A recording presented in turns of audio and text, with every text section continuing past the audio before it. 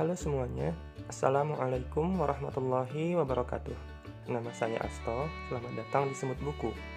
Di video kali ini, saya mau sharing sebuah buku yang kecil dan tipis, tapi menurut saya isinya cukup powerful ya teman-teman.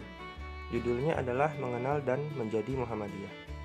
Jadi sesuai judulnya, buku ini mungkin bisa dianggap sebagai semacam versi informal dari company profile-nya gerakan atau organisasi Muhammadiyah. Tapi walaupun yang dibahas itu Muhammadiyah, di sini saya share barangkali ada prinsip-prinsip atau konsep yang bisa berguna untuk jadi inspirasi atau mungkin nambah wawasan buat teman-teman ya. Buku ini ditulis oleh Bapak Kiai Haji Abdul Razak Fahrudin almarhum atau lebih akrab disapa Pak AR. Di kalangan internal Muhammadiyah sendiri, Pak AR ini bukan nama yang asing ya teman-teman. Bahkan bisa dibilang nama beliau itu sebenarnya udah melegenda. Beliau adalah sosok yang paling lama menjabat sebagai Ketua Umum Muhammadiyah, yakni selama 22 tahun, yakni dari tahun 1968 sampai dengan 1990. Nah, Pak AR ini dikenal supel orangnya, humoris dan sederhana gitu. Bahkan saking sederhananya, beliau ini berkali-kali nolak jabatan Menteri Agama yang pernah ditawarin sama Presiden Soeharto waktu itu. Beliau juga pernah nolak hadiah mobil dari perusahaan otomotif Astra dan lebih memilih menggunakan sepeda motor bututnya sebagai kendaraan dakwah beliau keluar masuk kampung gitu. Nah, bahkan sampai Pak AR wafat sekalipun, status rumah yang beliau tinggal itu adalah pinjaman teman-teman, yakni pinjaman dari PP Muhammadiyah. Dan di depan rumah itu, di depan kediaman itu, beliau itu masih jualan bensin eceran. Jadi bisa teman-teman bayangin ya, seorang tokoh nasional, pimpinan organisasi besar, tapi masih jualan bensin eceran gitu. Jadi memang Pak AR ini humble orangnya. Tapi walaupun begitu, ada banyak legacy yang beliau tinggalkan ya teman-teman. Di antaranya adalah cerita-cerita tentang keunikan dakwah dan sikap akomodatif beliau dalam berdakwah. Ada banyak sebenarnya dan nggak bisa saya rinci satu persatu di video ini. Tapi kira-kira semuanya itu bermuara ke kesan yang sama ya, bahwa sosok Pak AR ini adalah sosok yang arif gitu, arif bijaksana. Pak AR ini orangnya tipikal yang simple teman-teman dan gak neko-neko ya. Terus orangnya fair, nggak suka konfrontasi, sukanya itu ke solusi-solusi yang praktis. Dia cenderung mengedepankan titik temu gitu.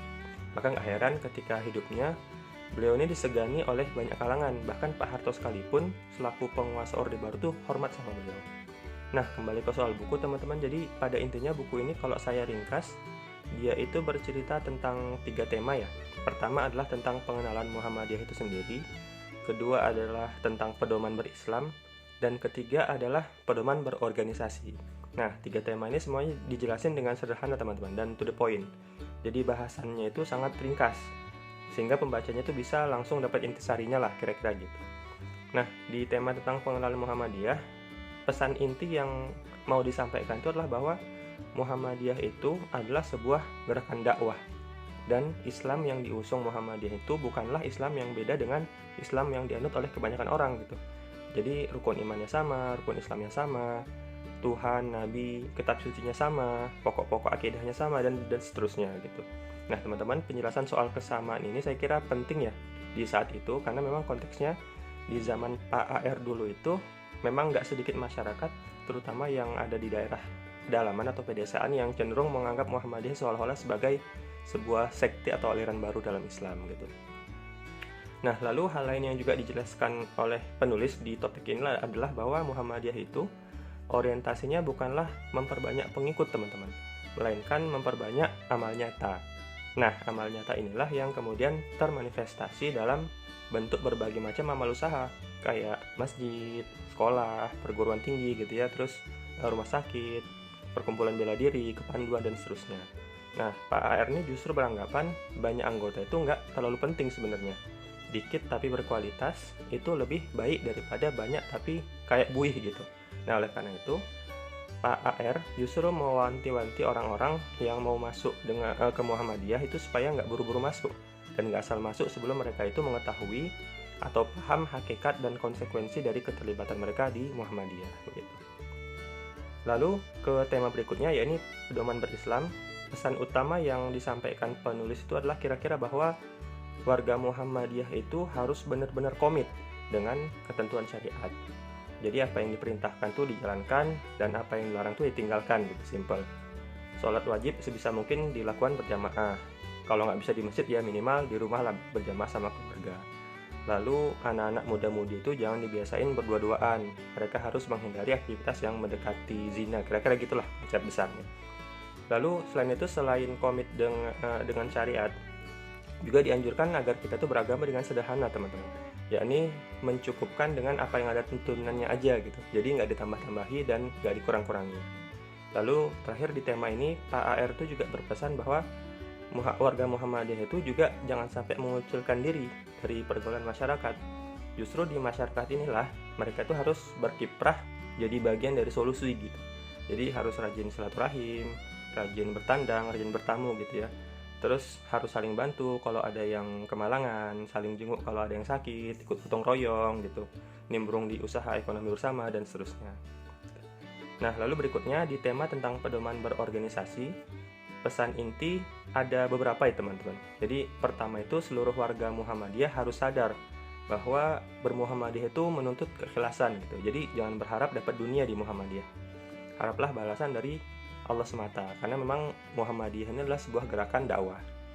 Pak AR ini termasuk yang yakin ya bahwa keikhlasan ini adalah hal esensial yang menunjang eksistensi gerakan dalam jangka panjang. Maka nggak heran sekarang kita udah kenal Muhammadiyah itu bertahan lebih dari 1 abad gitu. Nah, salah satu faktor pentingnya adalah keikhlasan para pimpinan dan warganya.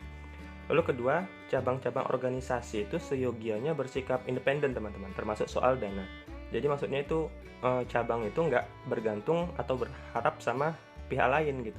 Nah, salah satu caranya adalah dengan berupaya supaya mereka itu punya aset produktif, sehingga punya kemampuan untuk menunjang operasionalnya sendiri. Jadi salah satu contohnya yang dicontohin Pak R dalam buku ini itu adalah aset produktif berupa tanah sewa atau kebun gitu. Atau mungkin kalau sekarang ya semacam unit bisnis gitulah ya kira-kira. Lalu yang ketiga, dalam berorganisasi jangan sampai kita terjebak sama seremoni-seremoni belaka teman-teman, sehingga lupa sama substansi. Jadi sebagai contoh, tradisi baca Quran sebelum berkegiatan itu menurut Pak R bagus. Nah, akan tetapi jangan sampai itu berhenti jadi hanya sekedar pameran bacaan semata gitu. Harus diupayakan juga supaya orang-orang yang ikut acara itu bisa paham maksud apa yang dibacakan. Karena kan toh memang kita baca Quran supaya kita paham maksudnya dan tergerak, terdorong untuk mengaplikasikan atau mengamalkan apa yang kita ketahui dari bacaan itu kan gitu kira-kira gitu. Nah, lalu terakhir yang keempat teman-teman, supaya amal usaha itu bisa sustain eksistensinya dan terus bisa menghadirkan manfaat ke masyarakat, maka keterampilan atau kompetensi anggota itu harus terus-menerus ditingkatkan gitu. Jadi pelatihan-pelatihan atau kursus-kursus itu mutlak harus ada ya. Jadi di sini penulis itu mencontohkan mulai dari adanya kursus mubalik, kursus keadministrasian, kursus kepamongdesaan, sampai dengan kursus menangani jenazah dan memberikan pertolongan pertama, P3K gitu. Nah, itu contoh-contoh di zaman beliau. Kalau kita tarik ke konteks zaman sekarang, barangkali bentuk dan topik kursusnya bisa beda ya tergantung kebutuhan. Nah, jadi akhir kata dari seluruh penjelasan yang ada di buku ini teman-teman, saya pribadi itu menangkap adanya spirit kesederhanaan yang sangat kental ya. Sederhana baik dari sisi gimana pesan itu disampaikan, maupun sederhana dari isi pesannya sendiri gitu. Jadi langsung ke inti, singkat, padat, nggak pakai ribet gitu. Persis seperti petuah Pak AR sendiri yang pernah bilang kalau sedikit tapi cukup itu lebih baik daripada yang banyak tapi bertele-tele. Nah, itulah yang saya suka dari buku ini. Oleh karena itu saya kira buku ini pun cocok untuk kalangan yang awam ya teman-teman, karena saya yakin mereka akan dengan mudah paham isinya. Tapi buku ini saya kira juga cocok ya untuk yang ngajinya udah ya katakan expert gitu. Karena pesan-pesan yang simple tadi, yang sederhana tadi, secara nggak langsung itu bisa ngingetin kita supaya kaki kita tetap menginjak ke bumi.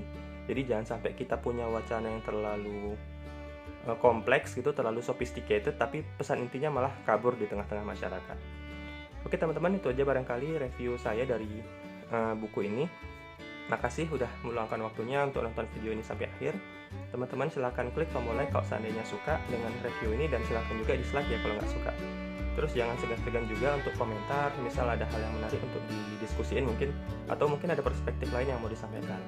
Jadi semoga ada hal berguna yang bisa teman-teman dapat dari video ini. Sampai jumpa di video review buku selanjutnya. Saya Asto, Assalamualaikum warahmatullahi wabarakatuh.